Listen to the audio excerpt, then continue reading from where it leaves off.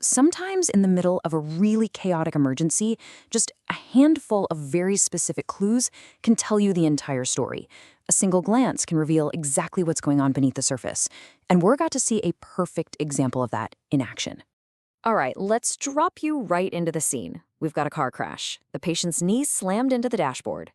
Now, her injury is described with these very specific, kind of technical words. These words, well, there are clues. Our job is to use them to solve this medical mystery. Okay, so before we can solve this thing, we've got to learn the lingo, right? These medical terms actually describe really simple, observable positions. So let's just break them down one by one. All right, first clue. This one's the easy one. Flexed just means the leg is bent. In this case, at the knee. It totally makes sense for someone who was sitting down during a massive impact. Simple enough, right? Next up, adducted. Now, here's a great little trick to remember this one. Think of the leg being added toward the body's center line. So instead of being out to the side, it's pulled inward, getting closer to the other leg. This is a really specific and super important clue. Now this next one, this is a huge clue. Internally rotated. You can see from the arrow here, this means the entire leg, all the way from the hip, is twisted inward.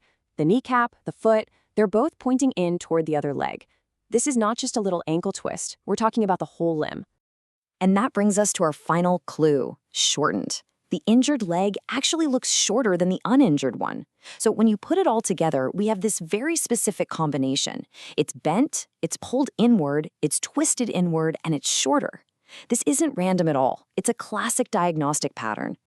So we've got all our clues lined up. We know what they mean. Now we can finally finger the prime suspect. These 4 signs are pointing overwhelmingly to one specific and very major injury. And here it is. The diagnosis is a posterior hip dislocation. It is exactly what it sounds like. The head of the thigh bone, the femur, has been violently forced out of its socket in the pelvis, and specifically, it's been pushed out backwards. So how on earth does that happen? Well, think about the physics here. When that knee slams into the dashboard, all of that forward momentum, all that force travels right up the femur like a battering ram. It literally punches the head of the bone straight out the back of the hip socket. This mechanism perfectly explains why we see those 4 classic symptoms. And listen, this isn't just some wild guess. It turns out that over 90% of all hip dislocations are this posterior type. And guess what? Most of them are caused by this exact dashboard impact scenario. It is, by far, the most common way this happens. But a great diagnosis isn't just about figuring out the right answer. It's also about proving why all the other possibilities are wrong.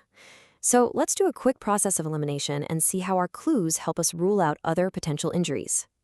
Okay, so what about an anterior dislocation, where the femur pops out the front instead of the back? Well, the signs are practically the exact opposite. The leg would still be flexed, sure, but it would be abducted, so moved away from the body, and externally rotated. Our patient's leg is adducted and internally rotated. Total opposite. So we can rule that one out immediately. All right, how about a hip fracture, like a break near the top of the femur? Now this can happen from the same kind of impact, but here's the key. A displaced fracture almost always causes the leg to be externally rotated, twisted outward. Again, the complete opposite of what we're seeing in our patient. And a pelvic fracture? Well, we can probably cross that off the list pretty quickly. While it's definitely a serious injury, a pelvic fracture usually doesn't cause that specific combination of shortening, adduction, and internal rotation that are the absolute hallmarks of our case.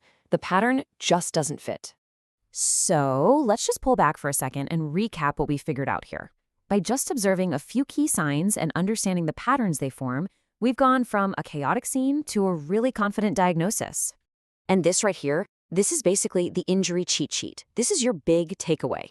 For our patient's posterior dislocation, just think in, and short. Adducted in, internally rotated in, and shortened. For an anterior dislocation, the leg goes out. And for a femur fracture, the big screaming clue is that external outward rotation. These are the patterns that let pros make fast, accurate calls in an emergency. In the end, it really all boils down to this idea. Every injury has a signature, a story it's trying to tell. And for those who know how to read the physical signs, the patient's body can tell you almost the whole story before a single X-ray is even taken. So we've figured out the what and the why.